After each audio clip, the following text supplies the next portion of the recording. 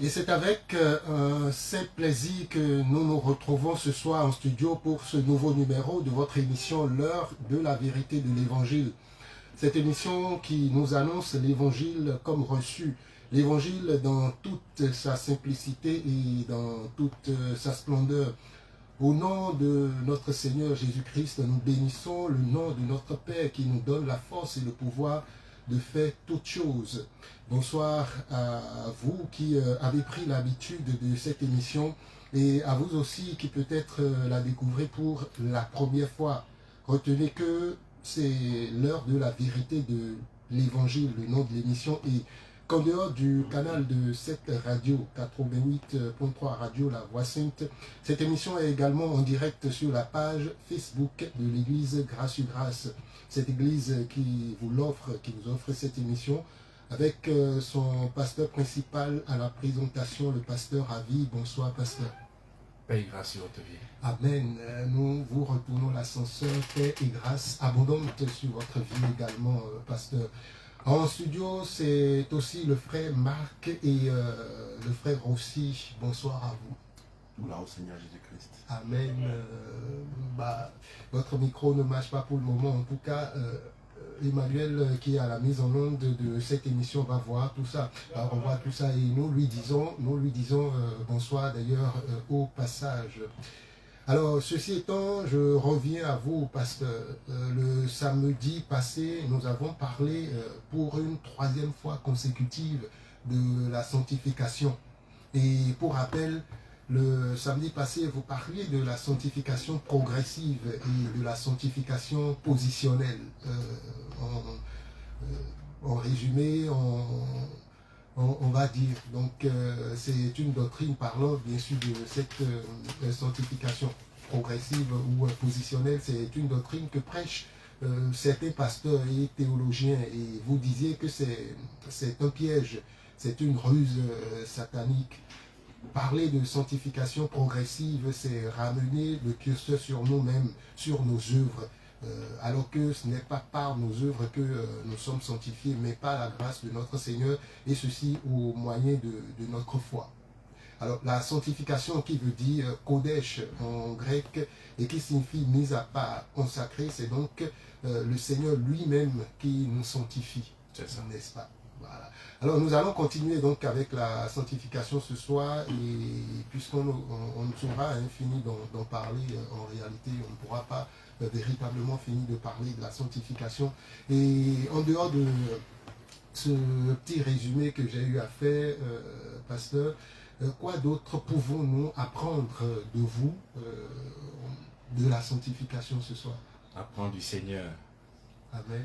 Alors, je rends grâce au Seigneur pour son amour et sa fidélité, parce que je ne fais que constater à chaque fois son amour qui se répand, qui se manifeste dans la communauté, Amen. chez les frères, chez les sœurs en Christ. Amen. Nous lui rendons toute la gloire. Amen. Dans les activités et même dans ma famille. Je vois cette grâce-là qui ne fait que couler chaque jour. Je ne peux seulement que lui dire, Seigneur, merci pour ton amour. Amen. Et même toute cette connaissance que nous avons aujourd'hui, c'est parce qu'il a pris le temps de nous éclairer, de nous illuminer, de nous apporter vraiment cette connaissance-là. C'est comme ça que nous nous mettons à côté, afin de pouvoir annoncer cette bonne nouvelle-là aussi aux frères et aux sœurs en Christ. Alléluia. Alléluia. Donc nous parlons de la sanctification. Comme je dis, lorsque nous allons définir les mots de la Bible, il va seulement que rester Jésus-Christ. Parce qu'à chaque fois que nous parlons de la Bible, nous ne voyons seulement que Christ. Donc nous allons toujours continuer dans la sanctification. Je disais la dernière fois, le samedi passé, avant même que la sanctification soit un style de vie, un comportement, une manière, il faut savoir que la sanctification, c'est notre Seigneur Jésus-Christ, mis à part, parce que sans lui, nous ne pourrions pas avoir ce style de vie extraordinaire, cette sainteté. Amen. Donc nous restons toujours dans notre texte de base de Hébreux, chapitre 12, le verset 14 à 15. Je lis la parole.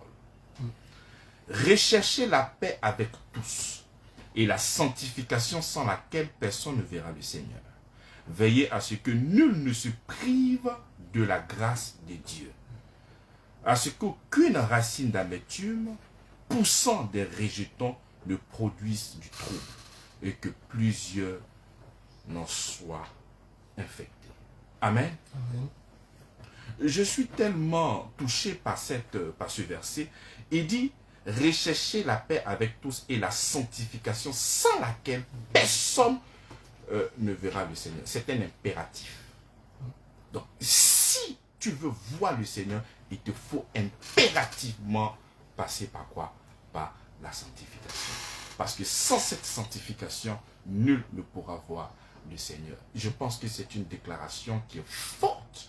Et nous ne devons pas prendre ce genre de versets-là à la légère. Parce que si tu as véritablement envie de voir le Seigneur, mais tu dois, bien aimer dans le Seigneur, mais te poser véritablement la question. Est-ce que je suis sanctifié? Est-ce que je suis saint? Est-ce que je suis dans la sainteté? Parce que si tu n'es pas là-dedans, si tu n'es pas sanctifié, mais tu ne pourras pas voir le Seigneur. Tu peux même poser des questions à des gens qui croient véritablement au Seigneur Jésus-Christ pour eux. Mais quand tu poses la question, est-ce que tu es saint? Ah non, non, non, mais je ne suis pas saint. Mais pourtant la Bible dit dans Hébreux chapitre 12, le verset 14, que sans la sanctification, mais nul ne pourra voir le Seigneur. Mais toi tu dis que tu es enfant de Dieu, mais tu n'es pas saint. Mais c'est que tu ne pourras pas voir le Seigneur. C'est tellement saint. Voilà pourquoi ça nous fait mettre notre 4e numéro. Bien sûr. Aujourd'hui. Et je martèle pour que les gens puissent véritablement comprendre. Parce qu'il dit, sans la sanctification, nul ne peut voir le Seigneur. Donc si toi, tu penses croire véritablement au Seigneur Jésus-Christ et que tu ne crois pas que tu es saint, mais je t'annonce que tu ne verras pas le Seigneur. Parce qu'il faut être conscient et il faut avoir cette assurance dans ton cœur que toi tu es saint. Mais si tu n'as pas ce témoignage dans ton cœur, mais tu ne pourras pas voir le Seigneur. Amen. Amen. Donc la sanctification, nous pouvons remplacer par quoi? Par la sainteté. Donc sans être saint, aucune personne ne verra le Seigneur. Donc toi qui me suis, toi qui m'écoutes présentement, pose-toi la question, est-ce que tu es saint? Si tu n'es pas saint, je crois que cette prédication, elle est bienvenue pour toi, pour que tu puisses vraiment te rapprocher du Seigneur, pour que tu puisses être sanctifié, afin de pouvoir le voir. Amen. Donc, la question qui vient rapidement dans mon esprit, c'est comment faire pour être saint? Parce que ici, il nous dit que sans la sanctification, nul ne verra le Seigneur. Donc, ça veut dire que si tu n'as pas le Seigneur, mais c'est la damnation éternelle. Donc, puisque toi, tu ne veux pas être damné, puisque toi, tu ne veux pas être dans ce feu-là, et tu veux véritablement voir le Seigneur, donc il faut maintenant se poser la question, comment faire pour être saint? C'est ce qui nous réunira encore ce soir. Comment faire pour être saint? Est-ce que je suis saint par mon comportement? Est-ce que cette sanctification, c'est par mon comportement? Est-ce que cette sanctification-là, c'est un appel téléphonique? Est-ce que cette sanctification, comment faire? Pasteur, aidez-moi. Comment faire pour que moi, je sois saint, pour que je puisse rencontrer le Seigneur? Parce que sans la sanctification, nul ne verra le Seigneur. C'est un impératif. Amen. Amen. Donc, est-ce que cette sanctification-là me vient de la loi? Parce qu'aujourd'hui, plusieurs d'entre nous basent la sainteté, la sanctification sur la loi de Moïse. 10 choses à faire, 20 choses à faire, 30 choses à faire, 40 choses à faire. Mais est-ce que si j'ai la capacité d'accomplir les œuvres de la loi, est-ce que je pourrais être saint? Parce que lorsque tu poses la question à certaines personnes par rapport à la sanctification, tout de suite, ils regardent la liste de la loi de Moïse afin de pouvoir s'évaluer. Et c'est comme ça qu'ils déclarent que je ne suis pas saint. Donc, la question que je pose, est-ce que c'est par la loi de Moïse que nous arrivons à être véritablement saints? C'est à nous de vous poser cette question. Mais c'est ça. Et voilà pourquoi je suis là. Le Saint-Esprit, par ma voix, pourra véritablement répondre à cette question. Nous allons prendre tout de suite Hébreux, chapitre 7, le verset 18 à 19. Hébreux 7, 18 à 19. Il dit, il y a ainsi abolition d'une ordonnance antérieure, à cause de son impuissance et de son inutilité. Car la loi n'a rien amené à la perfection et introduction d'une meilleure espérance par laquelle nous nous approchons de Dieu. Voici une déclaration qui est assez claire. La Bible dit, il y a ainsi abolition de quoi? D'une ordonnance antérieure, à cause de son impuissance et de son inutilité. Car la loi, donc là, Hébreux, nous sommes en train de traiter, s'il parle de l'abolition, il parle de la loi. Car la loi n'a rien amené à la perfection. Voilà pourquoi il a aboli cette ordonnance antérieure. Donc cette loi qui devait pour toi, tu devais te saisir de cette loi-là, afin de te sanctifier, afin d'être saint. Toi, tu pouvais penser que la loi est le moyen pour toi, si tu arrives à accomplir tout ce que la loi demande, c'est-à-dire les exigences de la loi, tu pourrais toi-même te déclarer saint, ou bien le Seigneur te déclarera forcément saint à cause de ta capacité à obéir à la loi de Moïse. Mais il nous fait une déclaration puissante. Et quelle est cette déclaration? Il dit, il y a ainsi abolition d'une ordonnance antérieure. Donc la loi, le moyen pour toi, tu te dis que c'est par la loi de Moïse que je serai sanctifié. Déjà, je t'annonce que cette loi-là a été abolie. Donc si tu souhaites passer par là, c'est encore compliqué. Pourquoi? Parce que ce canal-là a été comment? Aboli. Ça c'est un. À cause de quoi? Mais pourquoi le Seigneur a aboli ça? Il dit à cause de son impuissance. Donc la loi ne pouvait pas sanctifier une personne. La loi ne pouvait pas te rendre pur. La loi ne pouvait pas te rendre saint. La loi ne peut pas te sanctifier. Donc si la loi ne peut pas te sanctifier, donc elle est alors incapable de te faire voir Dieu. Parce que la Bible dit, sans la sanctification, nul ne verra le Seigneur. Donc moi, je veux voir le Seigneur. Donc je vais passer par la loi de Moïse afin d'être sanctifié pour voir le Seigneur. Mais Hébreu me fait comprendre que la loi a été supprimée. Mais pourquoi cette loi a été supprimée? Cette loi qui est venue sur le mont Sinaï, dans le seul but de pouvoir me réconcilier avec le Seigneur pour toi. Mais la Bible nous dit à cause de son impuissance. Cette loi-là, elle était impuissante. Pourquoi? Pour te rendre parfait. Pourquoi? Pour te perfectionner. Pourquoi? Pour t'amener à la perfection. Il dit à cause de son impuissance et de son inutilité. Donc si toi tu pensais dans ton esprit que tu puisses être déclaré saint par l'obéissance de la loi, bien aimé dans le Seigneur, c'est une grave erreur. Parce que ce moyen-là déjà n'existe pas. Si ça existait, ça n'existe plus maintenant. Et si ça existait, le Seigneur déclare que cette loi n'a pas pu apporter une seule personne à la perfection. Donc il ne faudrait pas mettre dans ton esprit que cette loi a cette capacité de te transformer. Et quand tu continues, et introduction d'une meilleure espérance. Mais puisque la première alliance, puisque la loi était impuissante, c'est comme ça qu'il y a eu introduction d'une nouvelle espérance. Et cette nouvelle espérance, c'est quoi? C'est la grâce de notre Seigneur Jésus-Christ. Amen. Donc si nous voulons être sanctifiés par la loi, il faudrait savoir, bien aimé dans le Seigneur, aucune personne ne pourra être déclarée saint devant le Seigneur à cause de l'obéissance de la loi. Amen. Alléluia. Amen. Lorsque nous prenons encore et 2 Thessaloniciens chapitre 2 le verset 13, il dit, pour nous, frères bien-aimés du Seigneur, nous devons à votre sujet rendre continuellement grâce à Dieu parce que Dieu vous a choisi dès le commencement pour le salut, par la sanctification de l'esprit et par la foi en la vérité. Amen.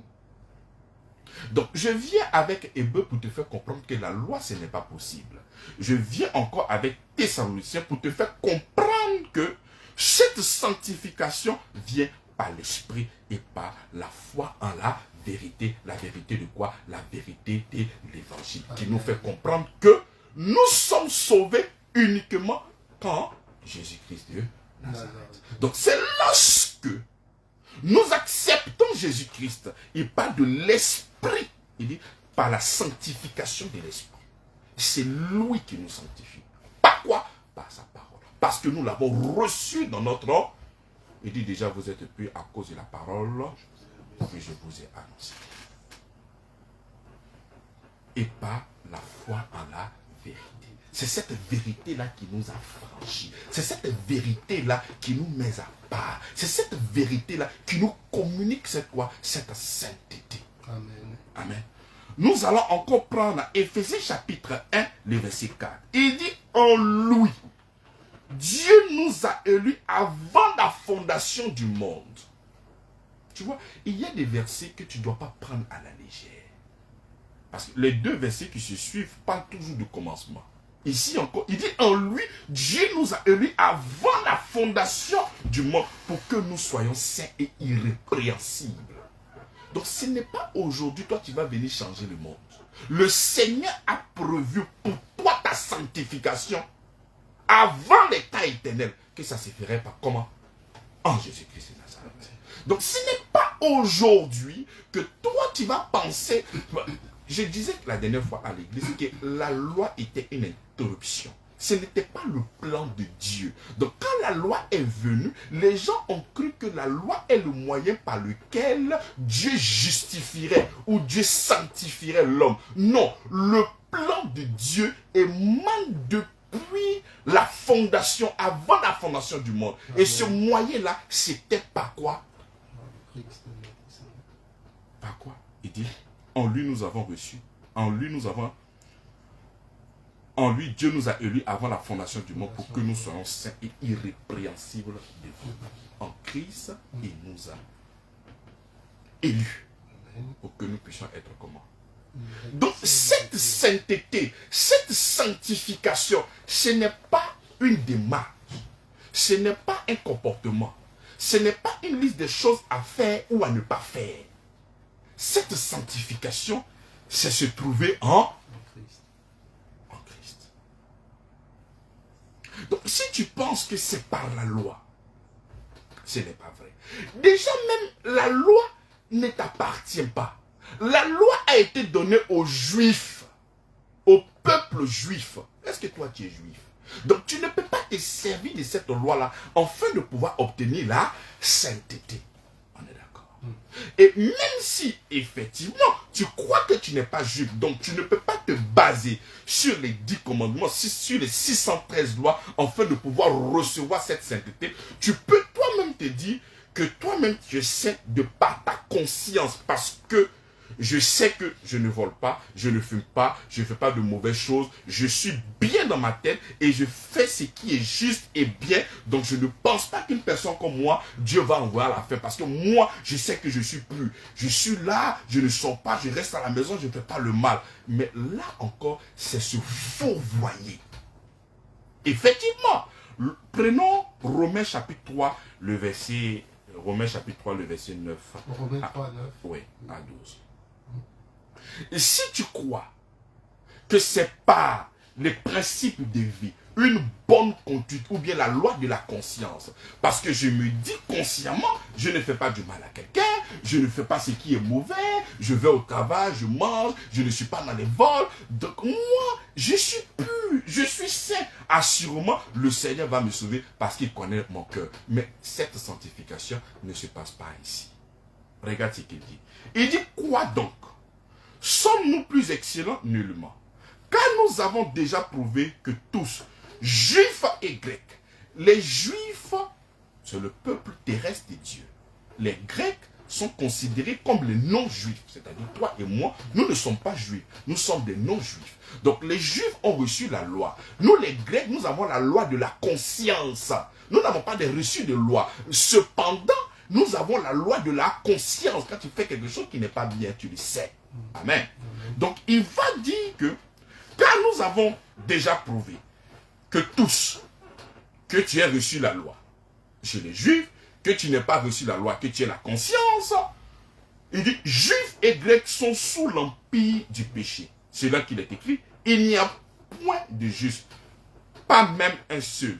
Nul n'est intelligent, nul ne cherche Dieu, tous sont égarés, tous sont pervertis, et il n'y en a aucun qui fasse le bien, même pas un seul. Donc, ceux qui ont reçu la loi, ceux qui n'ont pas reçu la loi, l'apôtre Paul va réunir toutes ces personnes-là et il va démontrer que vous êtes tous des pécheurs. Donc, que tu aies reçu la loi, que tu n'aies pas reçu la loi, la Bible déclare que nul n'est bon. Tous sont égarés et sont pervertis.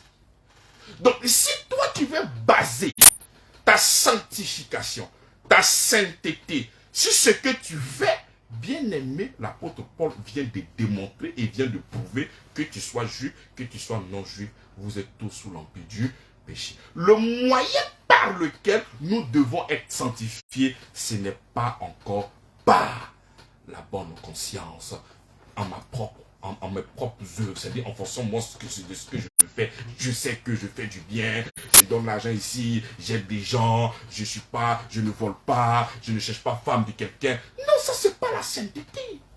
La sainteté, c'est une personne. 1 Corinthiens chapitre 1, le verset 30. 1 Corinthiens 1, verset 30. 1 Corinthiens 1, le verset 30. 30.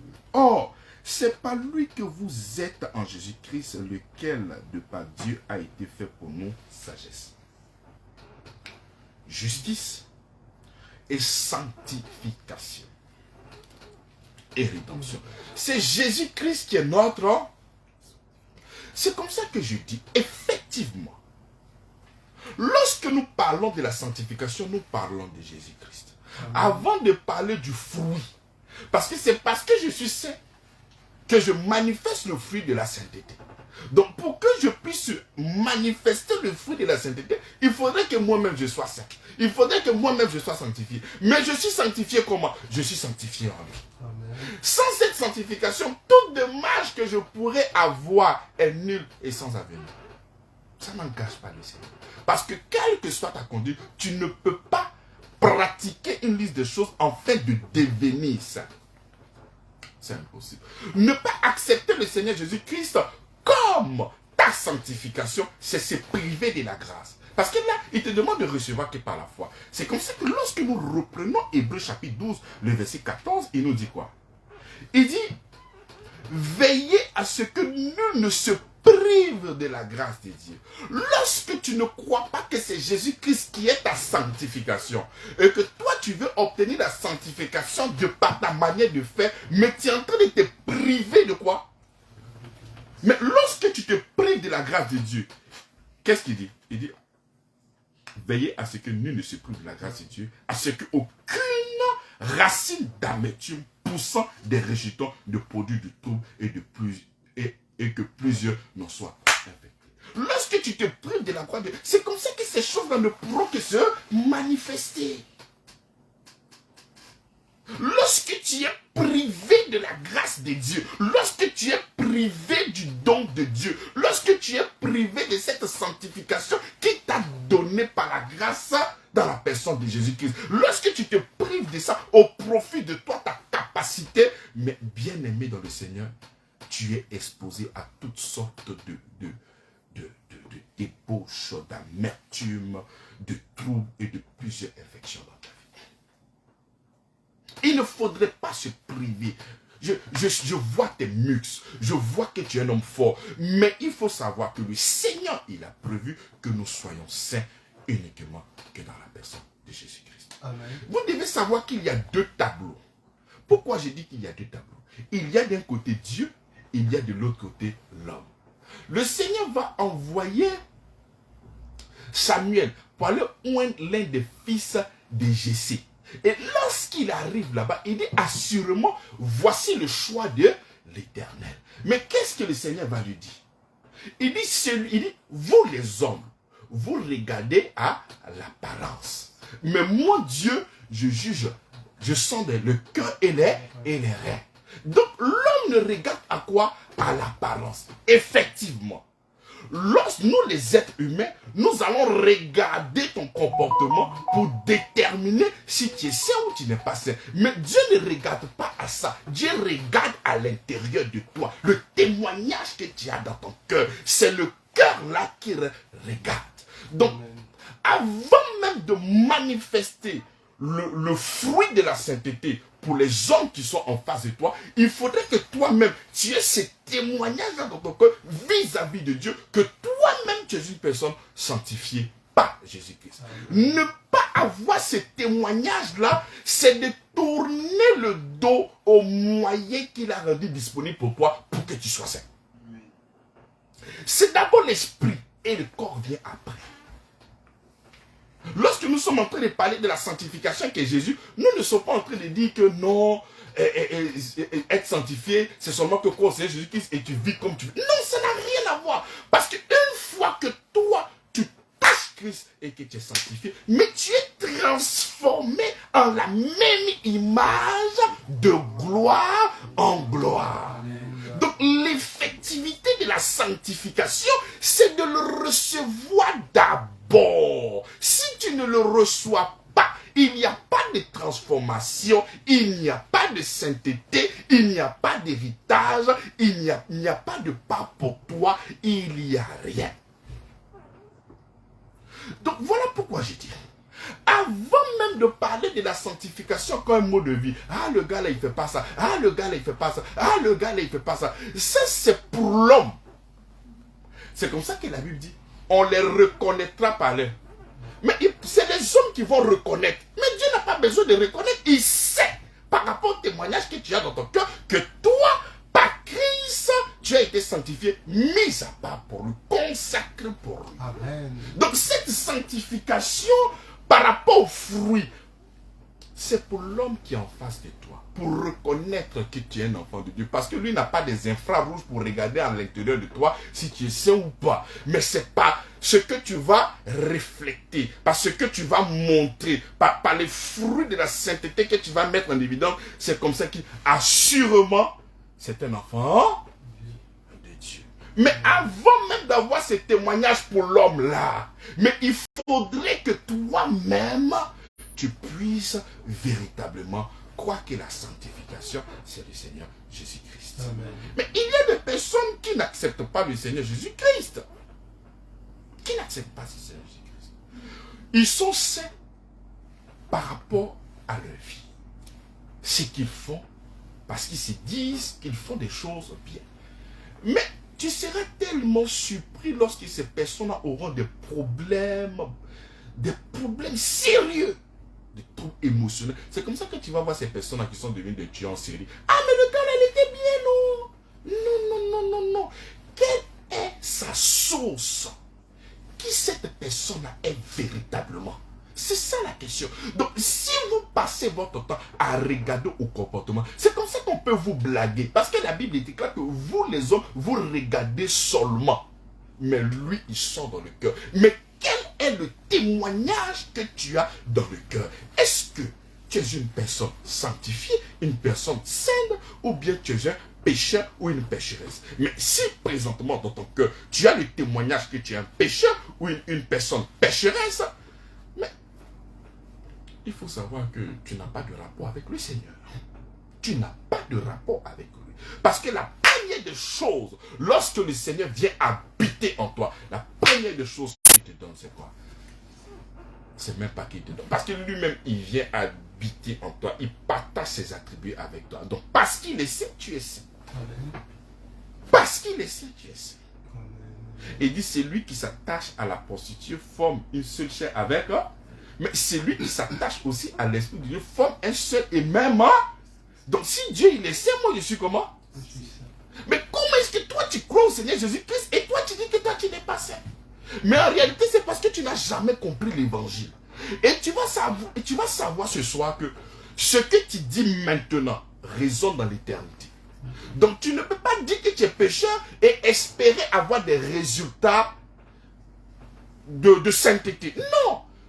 Tu ne fais que refléter tes pensées. Tu n'es que l'accomplissement de la somme de tes pensées. Parce que je sais que je suis, mais c'est comme ça que ça s'est dété dans ta. Donc avant même de parler d'un changement par rapport à ton système de vie, par rapport à ton style de vie, il faudrait déjà croire. Parce que tout part de la croyance. Lorsque tu as une croyance fausse, ta vie elle est fausse. Si ta croyance elle est juste, ta vie sera juste. Je prends un cas. Tu es un père de famille, tu vois que ton fils est en train de compétir. Ton fils est prêt à compétir. C'est une course. Mais qu'est-ce que tu vas dire à ton enfant pour le galvaniser? La course doit commencer. Qu'est-ce qu'on te dit? Viens dire quelque chose à ton fils avant qu'il ne commence. Qu'est-ce que tu vas lui dire? Mon fils, tu es un champion. Tu es un? Et c'est ce que tu mets dans son oreille qui produit en lui cette victoire. Parce que c'est un... Tu vas pas venir dire que tu es un vaurier. Tu es... Donc tu ne peux pas lui dire que tu es un vaurier et ça va le galvaniser. C'est comme ça que l'une des stratégies du diable, il vient te faire comprendre sous la forme, sous la bannière de la sincérité ou de la spiritualité. Oh, moi-même, je sais que je ne suis pas saint. Et tu penses que tu es sincère. Et tu penses que tu es sage ou bien tu es humble. Mais en réalité, c'est pour légitimer cette vie de débauche-là. Parce qu'il va te dire, mais tu sais que tu es un pécheur. Et c'est comme ça que les êtres humains ont créé, non, ça c'est mon péché mignon. Pourquoi? Parce que étant d'une nature pécheresse, je suis tellement pécheur, le Seigneur même sait qu'il est ici pécheur. Voilà pourquoi tu vas demeurer dans plusieurs choses. Pourquoi? Parce que tu ne fais que confesser que tu es quoi? Et quand tu vas commencer véritablement à accepter l'évangile et que tu vas proclamer que tu es saint, tu deviendras ce que tu es déjà en Christ. C'est-à-dire tu deviens ce que tu es en Christ. Quand je parle du devenir, c'est par rapport aux œuvres. Tu deviens ce que tu es déjà. Parce que ce n'est pas ce que tu vas faire qui fera de toi une personne sainte. C'est parce que tu es saint que tu commences à manifester maintenant le fruit de la sainteté. Donc tout part de là. L'acceptation. Il faut accepter cette vie-là en Christ. Il faut l'accepter. La Bible dit, si je vis, ce n'est plus moi qui vis, c'est Christ qui vit en moi. Amen. Mais qu'est-ce que vous faites de ces versets-là? Si je vis, ce n'est plus moi qui vis, c'est Christ qui vit en moi. Et une personne vient comme ça, non, mais je suis pécheur. Non, c'est mon péché mignon. Ça, c'est l'une des stratégies du diable pour rappeler à ta conscience que tu es un fou et que tu es un pécheur et que l'évangile qu'on t'a annoncé là est faux. Le diable, il a tellement de stratégies. Si tu ne fais pas attention, il va te blaguer, mais mal. La Bible déclare que c'est un menteur. Effectivement, si tu n'as pas encore accepté le Seigneur Jésus-Christ, je suis d'accord avec toi que tu es une personne pécheresse. Mais si tu as véritablement entendu l'évangile, c'est comme ça que je dis. Les gens ne comprennent pas l'évangile. Mieux, ils n'ont jamais entendu parler de l'évangile. Regarde, même quand le Seigneur veut parler de la fin du monde, il dit une nation s'élèvera contre une autre nation. Voici des choses qui vont arriver. Il dit, mais encore ça ne sera pas la fin. Il aura la fin lorsque l'évangile sera répandu partout. Donc le curseur pour connaître la fin des temps, c'est lorsque l'évangile sera répandu partout. Est-ce que nous sommes entièrement à la fin? Non. C'est parce que l'évangile n'est pas encore répandu partout. C'est comme ça que nous sommes là, en fait de pouvoir répandre cet évangile-là, pour que les gens soient sauvés. Amen. Les gens aujourd'hui se moquent. Lorsque tu dis à une personne, je reviens de Jésus. Mais en fait, ils ne savent pas que c'est l'amour de Dieu.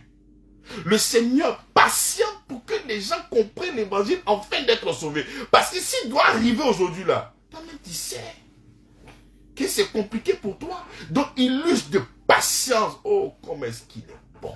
Aujourd'hui, tu as entendu ce message. Aujourd'hui, tu reçois mes paroles. Je ne sais pas à quel moment tu vas suivre cette vidéo, mais dès que tu suis cette vidéo, à moins que l'enlèvement soit déjà fait, là, c'est gâté. Mais si tu reçois cette vidéo, je prie que tu l'acceptes comme ton Seigneur et ton Sauveur. Amen. On dit sauveur. Qu'est-ce que sauveur veut dire? Sauveur veut dire que tu es dans les capacités de te sauver. Voilà pourquoi on parle de sauveur. Donc, si Jésus n'est pas ton sauveur, c'est en ce moment que toi, tu peux maintenant te substituer comme sauveur. Mais le Seigneur sait très bien que l'homme ne peut rien faire de par lui-même. C'est comme ça qu'il est ton Seigneur et il est ton sauveur. Ton sauveur parce que par toi-même, tu ne peux pas te sanctifier. Donc, c'est lui qui vient te sauver de cette nature pécheresse pour te communiquer cette nature sainte. Amen. Pour cette nature sainte. Et c'est ça, bien-aimé dans le Seigneur. C'est ça, bien-aimé dans le Seigneur. Et si nous comprenons cette vérité-là, nous serons vraiment, vraiment, vraiment sauvés.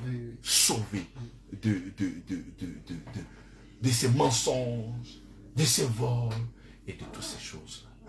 Aujourd'hui, lorsqu'on parle de la sanctification, les gens, c'est-à-dire, si aujourd'hui, peut-être à l'église, ceux qui sont avec nous comprennent l'évangile. Mais dès que tu arrives dans et que tu mets l'affiche, la sanctification, déjà même les visages sont serrés parce qu'ils vont venir nous faire mal. Alors que la sanctification, c'est une bonne nouvelle. Amen. C'est lui notre sanctification.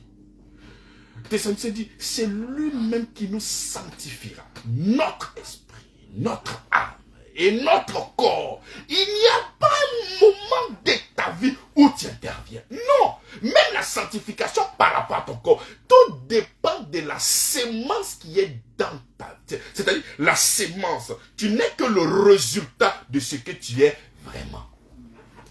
Et c'est le Seigneur lui-même qui te montre. C'est lui-même qui fait tout pour que tu puisses porter maintenant des bons fruits. Amen. Donc tout est à lui. Et nous seulement que nous viendrons maintenant pour dire pour le célébrer. Oh papa, nous savons que rien de nous, mais tout de toi, nous sommes là pour te célébrer, pour te magnifier, pour te dire que tu es grand. Et merci Seigneur. C'est comme ça que moi j'aime la grâce. Je suis prédicateur de la grâce parce que lorsque je lis la Bible de Genèse à Apocalypse, je ne me vois pas. Je vois seulement que le Seigneur qui est en train de œuvrer, qui est en train de faire toutes choses dans le seul but que je puisse bénéficier. Amen. C'est comme ça que mon Père spirituel lui dit, nous sommes bénéficiaires et récipiendaires de sa grâce. Amen. Nous, on ne fait que recevoir. On ne fait que... La vie chrétienne, ce n'est pas frapper. Ce n'est pas chercher. Ce n'est pas arracher. Actuellement, le nouveau mot qui est sur Internet, c'est l'abandon. L'abandon. Hein? Je récupère tout. Non, tout est à toi. Ce n'est pas la foi. Amen. Tout est à... L'apôtre Paul même va jusqu'à loin. Il dit la vie, la mort. Tout est à... Il n'y a pas une chose qui ne t'appartient pas. C'est comme ça que l'apôtre Paul dit j'ai envie de m'en aller, j'ai envie de rester. Donc c'est à lui, c'est lui-même qui choisit le jour où il va partir. Donc tout est à toi. Il n'y a pas une chose qui n'est pas à toi. Tout ce qui existe fléchit genoux parce que c'est lui qui est en toi est le créateur de toutes choses. Amen. Donc lorsque nous l'acceptons, nous sommes bénis de toutes sortes de bénédictions. Amen. Voilà encore cette révélation fraîche qui vient encore du trône du Seigneur, qui est la sanctification.